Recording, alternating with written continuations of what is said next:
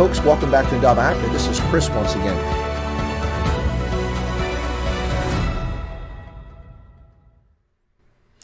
Hey folks, welcome back to Chris Wyatt Africa here on Indaba Africa Broadcasting Network. Today is the 18th of May, 2021. Welcome back to Chris Wyatt Africa here on the Indaba Broadcasting Network, folks, on Tuesday, the 18th of May, 2021. Let's get right to the news and headlines for Indaba Africa News of the Day.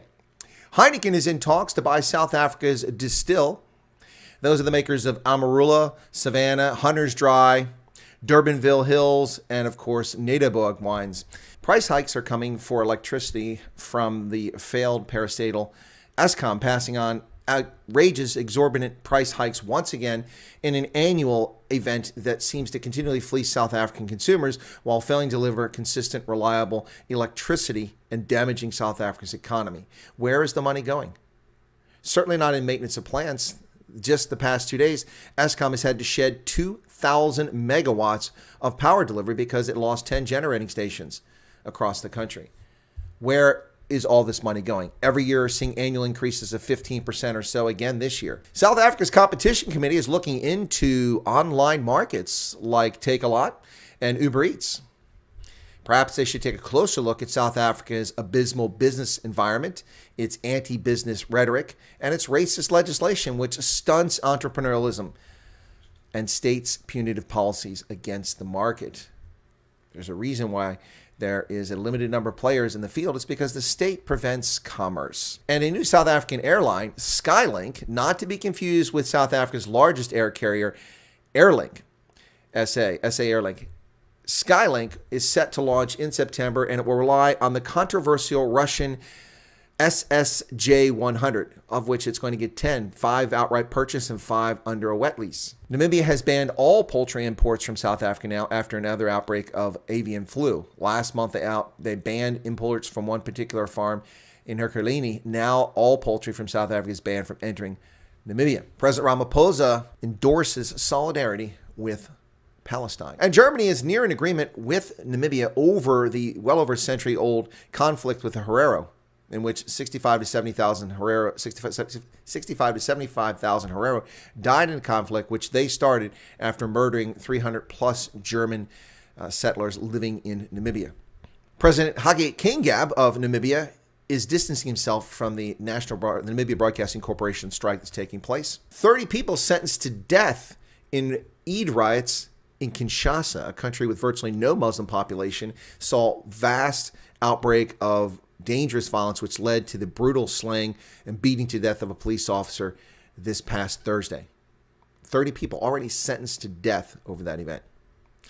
Botswana's Isaac Makwala has qualified for the Olympics for the second time. His first appearance was in 2016 in Rio. He's qualified for Tokyo. The 35, soon to be 36-year-old. Lieutenant Colonel Lohmeyer's self-published book, available on Amazon, is now the #1 seller on Amazon, one day after the Epic News pointed out that he had been relieved from command over his comments about the defense secretary. Nigeria is finally getting the act with 5G. Welcome to the crowd. A bit belated there, Nigeria, but Nigeria is now moving towards 5G mobile services.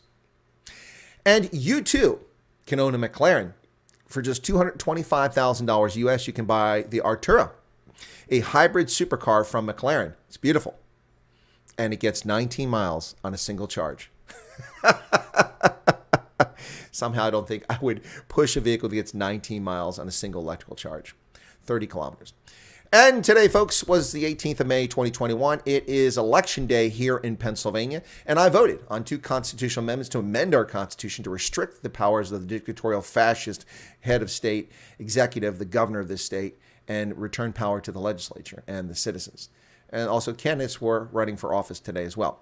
And those are the news and headlines from today, the 18th of May, 2021. Let's get to in-depth analysis and comments on the news, ladies and gentlemen. As I mentioned, Heineken is looking to buy South Africa's Distill, or at least a majority share in it. That is quite an interesting development, to say the least. South Africa's economy is in the crapper, but Distill has been doing quite well despite everything. Heineken in talks to buy South African brewer Distill. The world's second largest brewer, after AB InBev, is in talks to acquire South African wine and spirits maker Distill Group. Owner brands like Amarula, Savannah, Hunter's Dry, Durbanville Hills, and Nederburg said this today on a statement. The parties have entered into discussions which, if successfully concluded, may have an effect on the price of the company's securities. Bearing in mind that there can be no certainty that an agreement will be reached, shareholders are advised to exercise caution when dealing in their Distel securities until a further announcement is made. A takeover of Distel, which currently has a market value of about 32 billion rand, will be Heineken's most significant transaction in several years. Now, Distel has done quite well. In a period of uncertainty and disruption, the group commendably grew revenue by nearly 4% to 15.4 billion rand on slightly higher volumes. That's amazing given how much alcohol was banned over the past year. Revenue excluded excise duty grew by 2.5% in the domestic market. 41 trading days were lost in the reporting period due to the second and third sale of alcohol bans introduced by the government. But they are growing outside of South Africa, and that is why they're of interest to Heineken. Focus markets on the African continent outside of Botswana, Lesotho, Namibia, and Eswatini grew revenue by almost 20% and volumes by 20.3%.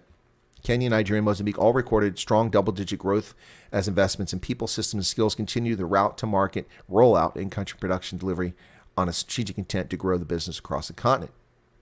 Additionally, the customer footprint saw sales grow from 500,000 outlets from just 9,000 2 years ago. So Heineken is in the market for South Africa's Distel. We shall see what happens there. Quite an interesting development, to say the least, in a very challenging spirits market, alcohol, beer and spirits market in South Africa, given the government's intrusion. Well, Eskom's at it again, ladies and gentlemen. Look forward to July pay hikes or charges, increased charges for the unreliable supply of electricity that you have come to not count on in South Africa. Yep, that's what I'm talking about. Price hikes to hit South Africa in the coming months. An estimated increase of 17.8% for the supply of electricity to all municipalities will be implemented on July 1st. Country's major municipalities will announce their own individual increases to be applied from July 1st, so it could be even higher. This is what Eskom is going to charge the cities. The cities could charge you even more. Watch your electricity prices go up yet again, South Africa. Based on the 21-22 budget for the city of Cape Town, advised that the average electricity increase from July 1st will be around 13.5%. For Tshwane and Johannesburg, it'd be closer to 14.5%. And for Durban, 14.9%. Unbelievable. Where does this money go, ladies and gentlemen? I ask you, where does this money go? Do we even know? Meanwhile, South Africa's Competition Committee is looking into monopolistic practices by online retailers and online marketplaces, such as Takealot, the Amazon equivalent in South Africa, and Uber Eats. The Competition Commission will shortly launch its online intermediation platforms market inquiry. It covers online markets that facilitate transactions between businesses and consumers for the sale of goods, services, and software. The Commission previously highlighted the following companies which are a possible cause of concern. E-commerce, Takealot, is substantially larger than other online platforms and operates a marketplace in which many businesses users are now dependent as a route to market. It sounds a lot like Amazon. In most service delivery platforms, there are one or two dominant providers. For instance, in food delivery, Mr. D and Uber Eats account for the bulk of trade, whilst Airbnb has been the market leader in home sharing accommodation. Travel Start has emerged as a leading provider in travel aggregation. And the list goes on and on. The dominance of Android in mobile phones gives Apple Pay a particularly dominant position, but equally, the Apple app is the only option for iPhone users. Well, I appreciate their concern. I am not a fan of monopolistic practices and antitrust legislation, something I'd love to see here for high-tech, big-tech companies in the United States that have a monopolistic position as a group of oligarchs running the internet economy. And I welcome antitrust legislation here. But in South Africa, the reason for antitrust is far less clear. For instance, South African entrepreneurs are discouraged from starting businesses because they're denied contracts with the government, which eats up nearly half the economy. If you cannot rely on half the economy, how can you possibly have a chance for success in a country like South Africa when so many suppliers deal with the government and are afraid to deal with you if you don't have BEE certification?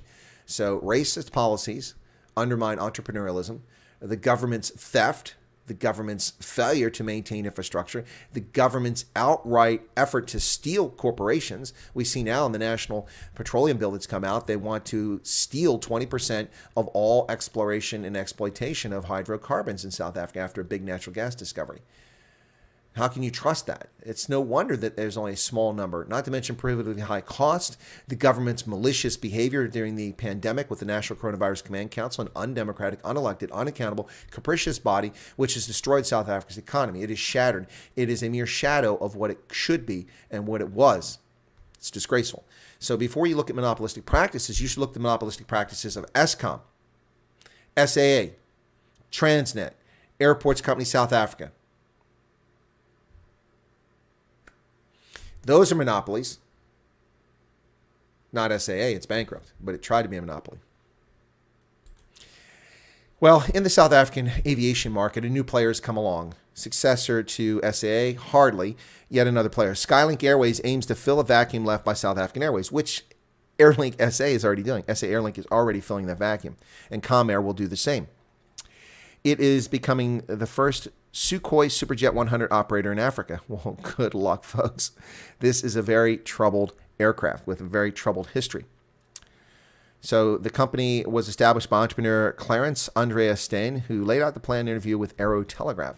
This is the website. According to the founder, the airline already found potential investors from Russia and South Africa and started hiring ex-SAA personnel. For the near future, they aim to start operations September 2022 and fly mostly to South African destinations as well as several neighboring countries. They'll operate 2 Embraer E190s, those are good aircraft, and 10 SSJ Sukhoi Superjet 100 regional airliners. 5 planes are going to be purchased and 5 will be leased. But the thing about the SSJ-100 is that nobody else wants it. Brussels Airlines, which actually flew the aircraft, and CityJet have dumped them from their inventory. Parts are unreliable. Since then, the SSJ-100 has only been employed by Russian airlines and various governmental bodies such as the Royal Thai Air Force and the Kazakh government. So this will be the only commercial airliner in the Western world that's actually flying it. Some of the challenges with the Superjet include the fact that back in 2010, when they were producing the aircraft, its manufacturer, there was an investigation at the factory, and they found out that at least 70 of the employees used fake education diplomas. They fraudulently got their jobs saying they're qualified without the education. On May 9th, 2012, the newly launched aircraft crashed during a demonstration tour. All 37 passengers and 8 crew were killed. They blamed it on human error. Throughout its years of service, the plane has been deemed as unreliable by several of its operators who have either reduced or canceled their orders. Many of them complained of the difficulty to acquire spare parts from the constructor, hindering the availability of the aircraft. As of early 2014, the Interstate Aviation Committee, the Civil Aviation Authority of the Commonwealth Independent States, voiced its concern. Even in Russia, aviation authorities concerned about the abnormally high number of incidents involving the aircraft. In September 2018, Aeroflot placed an order of 100, yet a month later, there was a lawsuit just a month later. Claimed $7.7 million. The engine powering the aircraft, the SAM-146, manufactured by a Franco-Russian joint venture, Powerjet, shows early wear between 2,000 and 4,000 hours, despite the claims from the manufacturer that its life is 7,500 to 8,000 hours. In November 2018, Brussels Airlines announced the recurring problems affecting their 4 Sukhoi Superjet 100 aircraft would be forced the company not to renew their lease, opting for the Bombardier CJR 900s instead. So that is what's going on. So Skylink plans to fly in 2022 in South Africa, entering the aviation market with Russian-built aircraft that have a dodgy reputation. Well, folks, I don't care what they charge. I'll be looking elsewhere for my flights when I come to South Africa. Meanwhile, Namibia has banned all poultry imports from South Africa over avian flu outbreak, not aviation, avian flu. Pardon me. Faux pas there. Namibia has banned all imports of poultry and poultry products from South Africa after further outbreaks of avian influenza were detected in South Africa. Last month, they suspended imports from one commercial egg-producing chicken farm in Ekurhuleni, east of Johannesburg, after the death of around 300 birds. Consignments containing poultry products packed in their final packaging on or after March 19th will be refused entry into Namibia. Last month, Botswana also banned the import. After an outbreak of the highly pathogenic H5N8 strain of avian flu in 2017, which saw poultry farmers culling millions of birds, neighboring countries, including Zimbabwe, Botswana, and Namibia, banned poultry imports from South Africa. And there you have it again, folks. Poultry bans from South Africa. Not good for South Africa's crippled marketplace. And South Africa's President Cyril Ramaphosa has endorsed or expressed solidarity with Palestine, equating the situation with the experience of apartheid in South Africa. He says it reminds him of what happened to millions during apartheid. This by the Anadolu news agency, a Turkish news agency not known for their objectivity. Being forced from one's home at gunpoint is a trauma not easily forgotten and is carried across generations. As a country, we are still living with residual effects of the callous acts carried out in the name of apartheid spatial planning, wrote President Ramaphosa. Germany is near an accord with the government of Namibia over the genocide of Herero and Nama people back at the turn of the 20th century after Herero attacked German settlements, murdering over 342 German men, women, and children, launching a war from which they were unprepared, and the German colonial forces, the Schutztruppe, pushed them into the Omaheke Desert, and then in an effort to exterminate them, made a good effort at that and wiped out a significant portion of the Herero people. Germany said Monday it's close to an agreement with Namibia on the killings of tens of thousands of people when Germany was the southern African country's colonial ruler over a century ago. They opened the talks back in 2015 on a future-oriented reappraisal of German colonial rule. We're in the home stretch on this issue, Foreign Minister spokeswoman Andrea Sassa told reporters in Berlin. Said another round of talks in Berlin last week and negotiations have been very constructive, but said she couldn't give further details. Historians say German General Lothar von Trotha, who was sent to what was then German Southwest Africa to put down uprising by the Herero in 1904, instructed his troops to wipe out the entire tribe. The order also affected smaller tribes. Historians say that 65,000 Herero were killed and at least 10,000 Nama. In 2004, then Development Minister Heidemarie Wieczorek-Zul traveled to Namibia and offered Germany's first apology for the killings, which she said today would be labeled as genocide. Germany's foreign ministry has described the killings as genocide in recent years. Well, that may all be true, but Germany is not Germany. The empire of Germany, the Hohenzollern Empire, is gone. It disappeared in 1918. Weimar Republic disappeared in 1933. The National Socialist government disappeared in 1945. Since 1948, Germany has been a federal. 1949, Germany has been a federal republic. The people alive today have no bearing, no benefit, no relationship whatsoever to the events that have unfolded from 1900, 1904. That's absolutely insane. For the Germans to apologize for this was a mistake in the first place. To express sympathy, that's a different story. Where is the sympathy for the San and for the other groups who were displaced when the Damara and the Nama moved into Namibia, when these people moved in there and displaced the indigenous population? There's no conversation about that. Also, while the acts were barbaric and arguably war crimes and even crimes against humanity and, yes, genocide from the German imperial troops that took place at that time, it has nothing to do with Germany. Shall we blame people into perpetuity for the events of a government that doesn't exist? Germany has gone through multiple governments, multiple forms of government, and generations of people. Shall we blame the Germans for defeating the Romans at the Battle of the Teutoburger Forest? Should we blame the Germans for the collapse of the Roman Empire? It's utter nonsense. It needs to stop. This sort of behavior, this collective guilt nonsense, is disgraceful. And it's old world. It's old world. Certainly not advanced, enlightened, or progressive thinking to blame others for someone else's actions. Meanwhile, President Hage Geingob has decided to step back from the Namibia Broadcasting Corporation's strike talks. President Hage Geingob has decided to leave the unfolding Namibian Broadcasting Corporation, NBC, in the hands of the Prime Minister, Sarah Kugongela Amadila, after he was asked to intervene. Smartly, he stepped back. For once, he's exercising good judgment. Pretty rare, although basically the government should step back from this entire discussion. It really should have nothing to do with it. NBC workers have been on strike for the last few weeks, demanding salary increments and better working conditions after the management allegedly awarded themselves backdated bonuses amounting to Namibian $5.4 million. Well, that's a legitimate beef. However, Geingob, through a minister in the presidency, Christine Hobes, responding to NAMPU in a letter, that's the union, on Friday, saying NBC employees did not explore all avenues before deciding to strike. Labor expert Herbert Jalk said the outlook for the ongoing NBC strike is grim and will not be to their satisfaction. Jalk, who was speaking on the Namibian's online talk show, The Conversation, on Friday, likened NBC State Affairs to liquidated Air Namibia. However, he was quick to say that the country and government need NBC and cannot liquidate the national broadcaster because it is essential to access information. Well, I would disagree with that. NBC is a millstone around the people of Namibia's neck. Why not allow commercial media to flourish? The Namibian does a very good job reporting investigative journalism and is available to people, publicly available. That site is free. They make their money off advertising, not government subsidies, not the taxpayers back. And they're objective, by and large. So support the Namibian if you're in Namibia, not NBC.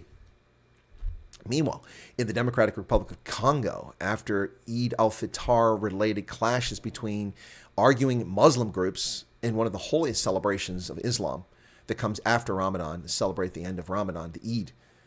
Two Muslim groups in a country with virtually no Muslims. Less than 10% of the population is Muslim in the DRC. Many analysts say it's less than 5%. Whatever the actual true figure is, there aren't many Muslims in the country of 90 million people.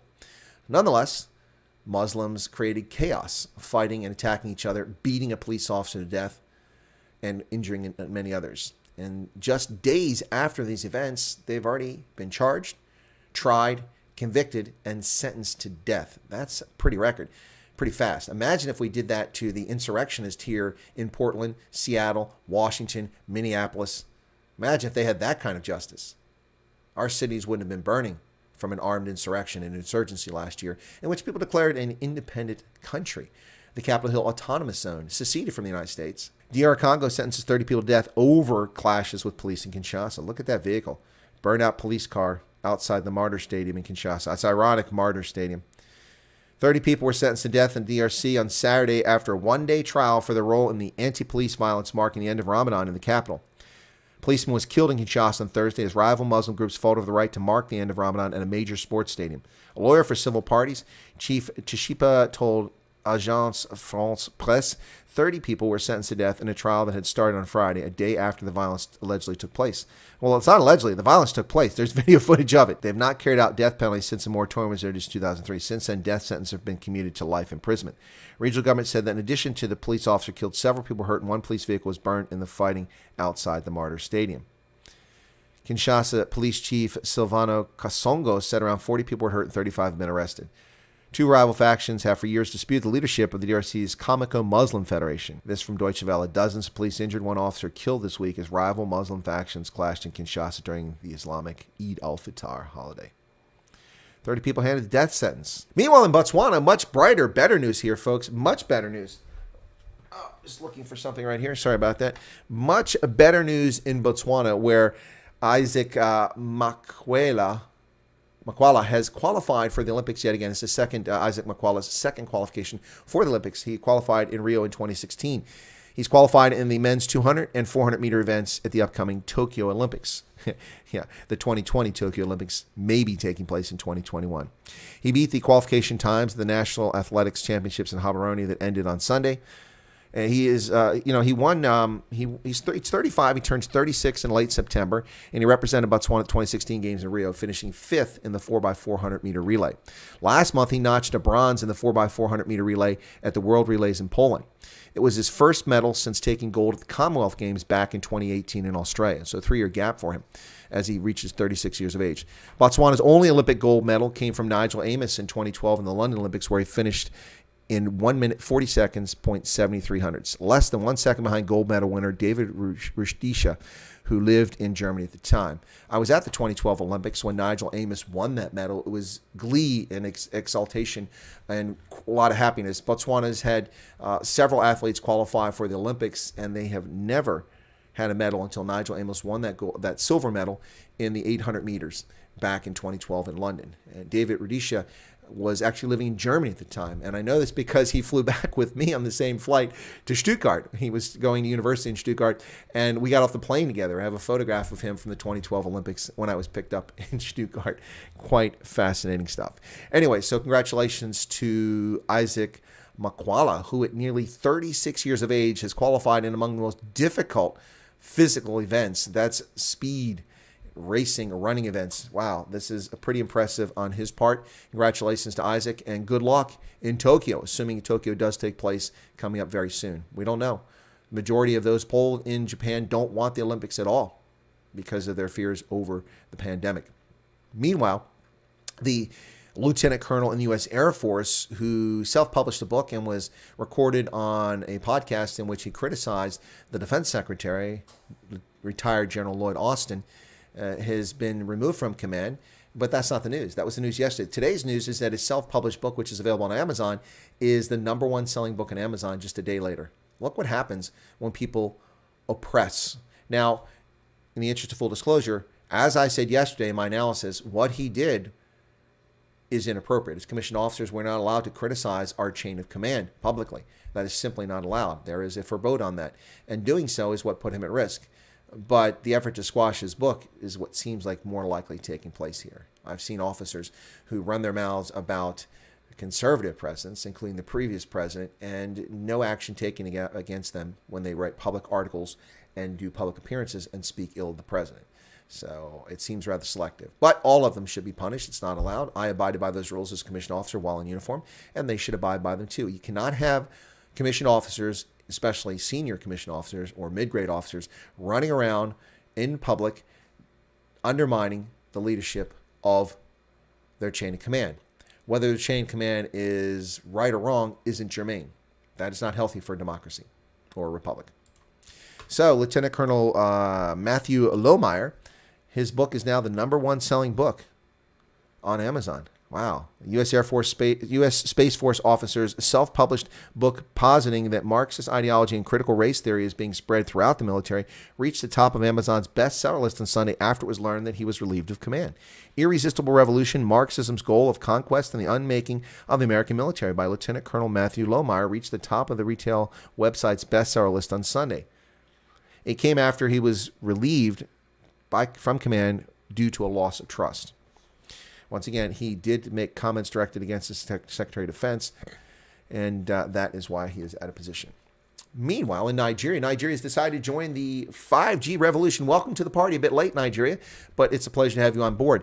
5G. Nigeria is speeding up the plans to roll out 5G. We've had 5G here now for well over a year in the United States, and many other countries have had 5G for some time, and we don't even need Huawei to have it. Yes, Nigeria is set to join the 5G revolution. A bit tardy, but it's doing it. Picked up pace to join Kenya, South Africa, become one of the countries pioneering 5G deployment in Africa.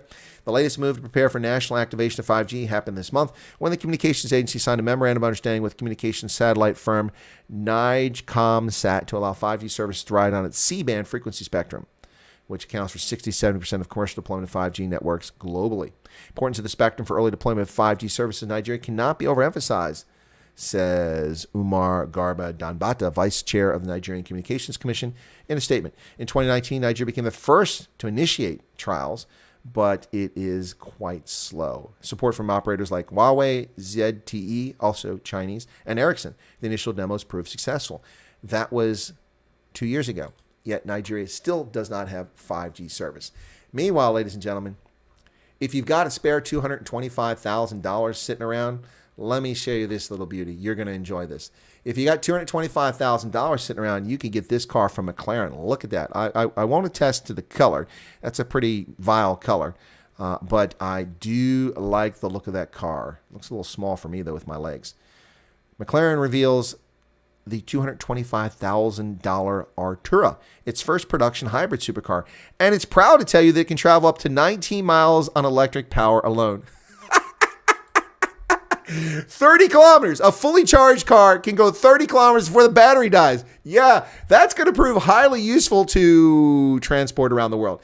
Yeah, I don't think you're buying this because it's a hybrid. I think you're buying it because you have $225,000 to burn. You know what I'm talking about, you tenderpreneurs in South Africa. $225,000 for this car that goes 19 miles on an electric charge. They've been in the business of making ludicrously light and ridiculously fast supercars for nearly 6 years, but it wasn't until 2021 the company put one of its high-performance hybrid designs into full production. Say hello to the $225,000 Artura. It's svelte for a supercar, even by McLaren standards. It's the first model from the British automaker to use the McLaren carbon lightweight architecture, which reduces the weight of cabling used in the electrical system by 10% compared to other McLarens and delivers a curb weight of just 3,303 pounds, including the 7.4 kilowatt battery pack. The battery pack can be refilled to 80% capacity in just 2.5 hours with a standard cable. Powertrain is driven by McLaren's new twin-turbo V6 ICE, outputting 577 horsepower and 431 pounds of torque. Yeah. Yeah, that's a powerful machine there. And on a full charge, it'll go 30 kilometers. You gotta love it, folks. You've absolutely got to love it. Anyway, folks, thanks for tuning in today, the 18th of May, 2021, to Indaba Africa News of the Day. We'll catch you here on the Night Owls edition later today on YouTube. Thank you so much for your support and patronage. God bless.